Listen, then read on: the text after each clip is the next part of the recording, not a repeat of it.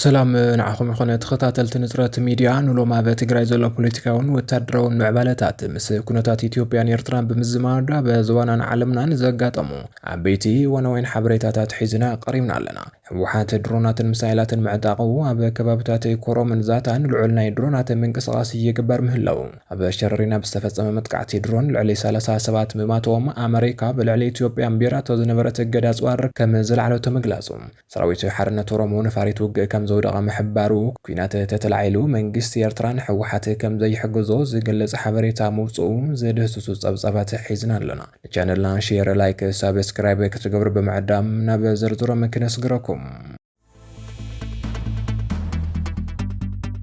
بتي فلما يزينا تنجمر بكبابتات كورومن ذاتان لعلنا يدرونات من قصاص كم زلو تقليزو لومي شدشتن حاسه كلتا شناصر شمنتن عام تمرت كب مدبرات بحر دارن سمران زتفقس درونات بكبابتات كورومن ذاتان ينجاب بامهلاون تحبيرو قدمي سلسته معالتي بكبابي رايا لماطا بالعلي عبلات ارمي عسران شدشتن بزتفصم ناي درون متقعت حويسو ابز تفلالي جنبارات كبيدسو اب غدات بصحو كم زلو تقليزلو ابز تفلالي ناي وق بوتاتات تمزغبو ناي موتن قسلتن قطرتاتون علاو خوين مالو شدشتن حاسه كلتا شناصر شمنتن عام تمرت كاب بحر دارن سمران زتفقسان ناي إثيوبيا درونات اب كبابتات كورومن ذاتان ينجاب بامهلاون تقليزو زي من قصاص زي قدمي سلسته معالتي اب كباب رايا لماطا بالعلي ابالات ارمي عسران شدشتن استفصم ناي درون متقعتي سفيح وتادرو مفطاطن سعيبو زتراي معباليو بمسرته كاب تخباب زوصو ونوان مرداتات دما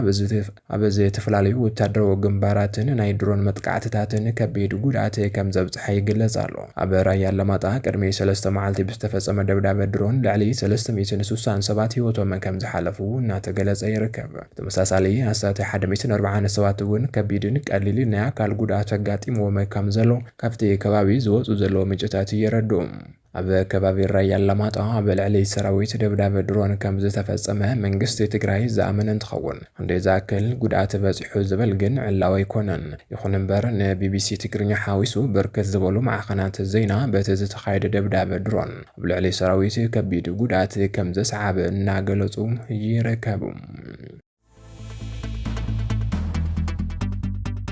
تمساسال زينا بشررنا بستفصم متقعتي درون لعلي 37 كم زتقتلو تقليزو بشررنا بستفصم درون متقعتي لعلي 37 تقتيلهم اب بيت كريستيان مدهني علم كم زتقمرو تكال تتابع قرميان سو مسلات غفليتو مسرت نايت تكال صبصاب ግዴታዊ ወታደራው መልመላ ወታደራው መተታው ህወሓትን ነባይቷ ፈጻማ አካልን ትግራይን ዳግም መቆጣጣሩን ንውጥረት አብይ ወኸም ዘለ ተገለጹ አበ መቀለድማ ነግፋ ዘተቃወማ ዴታት ምሁራንን ጋዜጠኛታትን አብ አዲስ አበባ ድማ ንሕጊ ሰብ ሙያን አባላት ተቃውምቲ ውድብን አብ ተሕተ ቁጥጥር ውዕሎም ከም ዘለው ድማ ትካለ ገሊጹ ትካለ ቅድሚያ ንሰው መሰላት ኢትዮጵያ ምስክራት አይን መሰረት በመግባር በዘውጾ ሐዱሽ ናይ ምጽራይ ጸብጸብ አብ ሸረሪና ከባቢ በስተፈጸመ መጥቃቲ ለሊ 37 ተቃቲሎም አብ ከተማ ሸረሪና ቤተ ክርስቲያን መድሃን ያለ መከም ዝተቀበሩ ገሊጹሎ ትካለ ካብ ሐምለ ከሳብን ሐሰ 2026 አቆጣጥራ አውሮፓውያን አብ ዘገበረ ክትቸለ መሰረት አብቴ ክልል ዝካይር ዘሎ ናይ ግድነት ወታደራው ምልመላ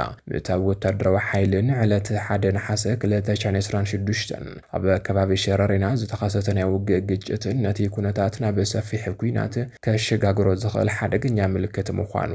ገሊጾም እቲ ጸብጻብ ወሲኹ ከም ዝሓበሩ ናብ ትግራይ ኣብዛቱ ኣገደስቲ ሸቐጣትን ቁሳቁሳትን ዝተገበረ ገደብ ነቲ ሰብኣዊ ኩነታት ዝያዳ ዘጋድዶ እንትኾን ናብቲ ክልል ዝወፅእ ኣዋጅ ምሕላው ህልውና ንጸጥታን ህዝቢ ዝብል ቁጽሪ 366 ዝባረ 2026 ስዒብውን ብዙሓት ዜጋታት ነጻነት ከም ዝተገፈፈ ኣመልኪቱ እዚ ምኽንያት ድማ በመቐለ ናይ ግድነት ወታደራዊ ምልመላ ብምእታዎም ልዕሊ 10 ኣዴታት ከም ዝተኣስራን ፍሉይ ናይ ሕክምና ሰብ ሞያ ዶክተር ዓለም ሓጎስ ጋዜጠኛ ጥዑም ዓለሙ ናይ ማሕበራዊ መራኸብታት ተንታኒ ማዕረግ ኣማራ ከምኡውን ኣባላትን ኣመራርሓታትን ውድብ ናጽነት ትግራይ ኣብ ትሕቲ ቁጽጥር ከም ዝወዓሉ ዕላው ገይሩሎም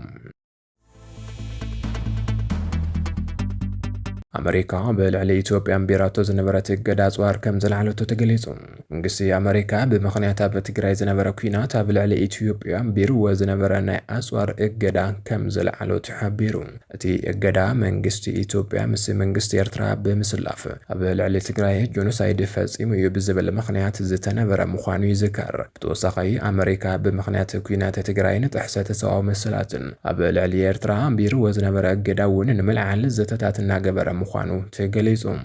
መንግስቲ ኣሜሪካ ብምኽንያት ኣብ ትግራይ ዝነበረ ኩናት ኣብ ልዕሊ ኢትዮጵያ ቢርዎ ዝነበረ ናይ ኣጽዋር እገዳ ብወገኑ ከም ዘለዓሎ ይግለጽ ኣሎ። መንግስቲ ኢትዮጵያ ምስ መንግስቲ ኤርትራ ብምስላፍ ኣብ ልዕሊ ትግራይ ጆኖሳይድ ፈጺሙ እዩ ብዝብል መርትዑ ኣሜሪካ ኣብ ልዕሊ ኣጽዋር ኢትዮጵያ እገዳን ቢራ ከም ዝነበረት ዝዝከር እንትኾን ሓዚ ድማ እቲ ብመንግስቲ ኣሜሪካ ተነቢሩ ዝነበረ እገዳ ኣጽዋር ኢትዮጵያ ከም ዘለዓለቶም ተሓቢሩሎ።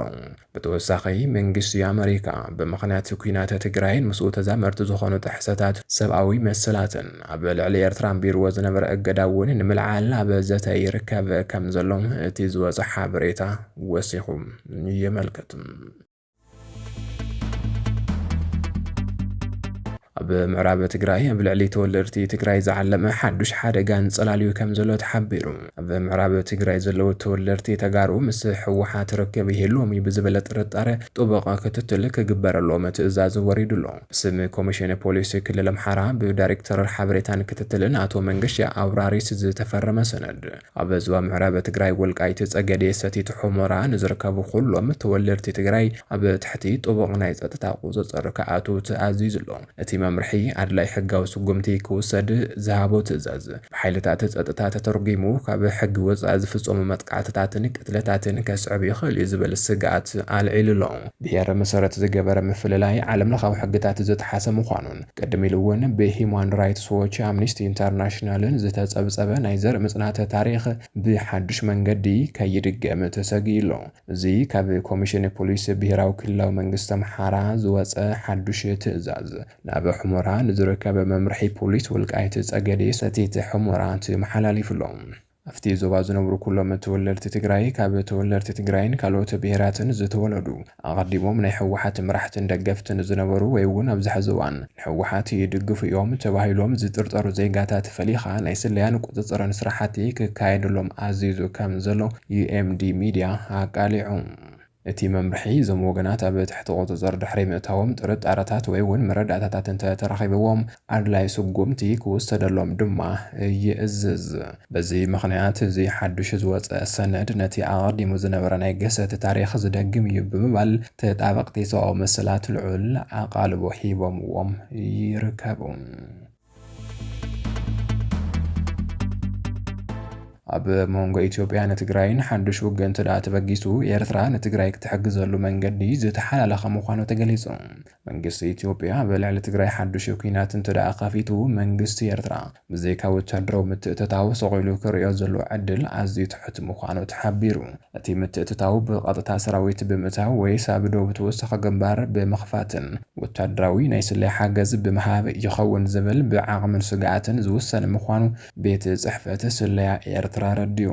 ብብርጋዴር ጀነራል ኣብርሃ ካሳ ዝምራሕ ቤት ጽሕፈት ስለያ ኩናት እንተተጀሚሩ ሰራዊት ኤርትራ ንሕወሓት ኣይሕግዝን ብምባል ኣፍሊጡሎ። ብመሰረት ዝወፀ ገምጋማት መንግስቲ ኢትዮጵያ ኣብ ልዕሊ ትግራይ ሓዱሽ ኩናት እንተደኣ ከፊቱ መንግስቲ ኤርትራ ብዘይካ ወታደራዊ ምትእትታው ስቂሉ ናይ ምርኣይ ዕድሉ ኣዝዩ ትሑት ምዃኑ ይግለጽ ኣሎ። እንተኾነ ግን እቲ ምትእትታው ብቐጥታ ሰራዊት ኣስጊርካ ሙሉእ ብምሉእ ኣብ ውሽጢ ትግራይ ብምእታው ይኹን ወይስ ኣብ ናይ ባዕሉ ዶብ ተወሳኺ ግንባር ብምኽፋትን ንትግራይ ብምሉእ ወታደራዊ መሳርሕታትን ስለያን ብምሕጋዝ ይኸውን ዝብል ነጥቢ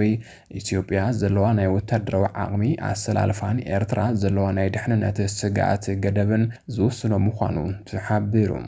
መከናይዝድን እግረኛ ሰራዊትን ኤርትራ ናብ ትግራይ ከም ዝኣተወ ኣብ ዝግለጸሉ ዘለዋን መንግስቲ ኢትዮጵያ ኣብ ልዕሊ ኤርትራ ሕጋዊ ስጉምቲ ክወስድ ከም ዝኽእል ኣብ ምጥንቃቕ ይርከብ።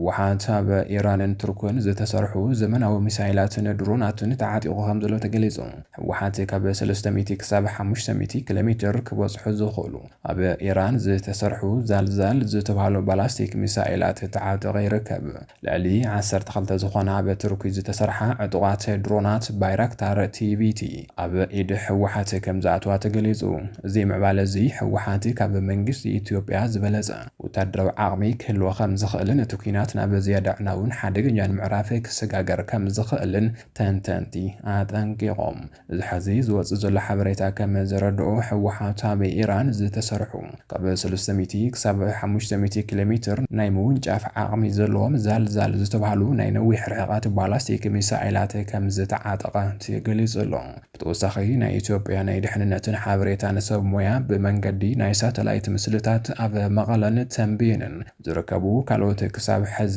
ዘይተለለዩ ሚሳይላትን ምዕቡላት ወታደራዊ ቴክኖሎጂታትን ይከታተሉ ከም ዘለው ተሓቢሩ። ብኻልእ ሸነኽ ድማ ልዕሊ ደርዘን ዝኾና ኣብ ቱርኪ ዝተሰርሓ ዕጡቓት ድሮናት ባይራክታር ቲቪቲ ኣብ ኢድ ሕወሓት ከም ዝኣተዋ ተገሊጹ ኣሎ። ሓደ ተንታኒ ፖለቲካ ከም ዝገለጽዎ እዚ ሓድሽ ምዕባለ እዚ ሕወሓት ኣብዚ እዋን ካብ መንግስቲ ኢትዮጵያ ንላዕሊ ወታደራዊ ዓቕሚ ክህልዎ ከም ዝኽእል ዘመልክት እዩ ክብሉ ገሊጾም። ኣብ መወዳእታ ሰራዊት ሓርነት ኦሮሞ ናይ ውግእ ነፋሪት ከም ዘውደቐ ኣፍሊጡ። ተመሊሰሉ ሰዓት 11 ቅድሚ ቀትሪ ካብ መደበር ሓይሊ ኣየር ደብረ ዘይቲ ተበጊሳ ኣብ ወረዳ መኪ ቦራ መጥቃዕቲ ንምክያድ ዝመፀት ናይ ውግእ ነፋሪት ብፀረ ነፋሪት ተሃሪማ ከም ዘውደቐት ተገሊጹ። እቲ መጥቃዕቲ ብሰራዊት ሓርነት ኦሮሞ ኦላ ከም ዝተፈጸመ ተገሊጹ ኣሎ። ኣብታ ነፋሪት ዝነበሩ ክልተ ኣብረርቲ ድሕሪ እቲ ፍጻመ ብዝመፀት ሄሊኮፕተር ካብቲ ቦታ ከም ዝደሓኑ ተገሊጹ ኣሎ። ብመሰረት ዝወፀወነው ሓበሬታ 3 ሰዓት 11 ቅድሚ ቀትሪ ካብ መደበር ሓይሊ ኣየር ደብረ ዘይቲ ዝተበገሰት ናይ ውግእ ነፋሪት ስርዓት ኢትዮጵያ ኣብ ወረዳ መኪ ቦራ ወታደራዊ መጥቃዕቲ ንምክያድ እናኣተወትን ከላ ብሰራዊት ሓርነት ኦሮሞ ዝተወንጨፈላ ፀረ ነፈርቲ ተሃሪማ ከም ዝወደቐት ተረጋጊጹ ኣሎ። እቲ መጥቃዕቲ ብሰራዊት ሓርነት ኦሮሞ ከም ዝተፈጸመ ዝተሓበረ ኮይኑ ኣብታ ነፋሪት ዝነበሩ ክልተ ኣብረርቲ ግን ድሕሪ እቲ ናይ ምውዳቕ ኣጋጣሚ ብዝመፀት ናይ ምድሓን ሄሊኮፕተር ካብቲ ቦታ ተላዒሎም ከም ዝኸዱ እቲ ዜና ወሲኹ የመልክት። ድሕሪ እቲ ዘጋጠመ ምሕምሻሽ ነፋሪት እቶም ኣብረርቲ ብፓራሹት ዝወፁ እንትኾኑ ኣብ ትሕቲ ቁፅጥር ሓይልታት ኦነግ ንኸይኣትዉ ድማ ኮማንዶ ሰራዊት ኢትዮጵያ ልዑል ርብርብ ከም ዝገበሩን ብኻሊእ ሄሊኮፕተር ካብቲ ቦታ ከም ዝወፁን ተገሊጹ። خبركم تخطاتلتي نصرة ميديا نزي ساعات زوارنا يام زينات تابزي زازيمنا لنا نمك تتالكم نمسجن السلام.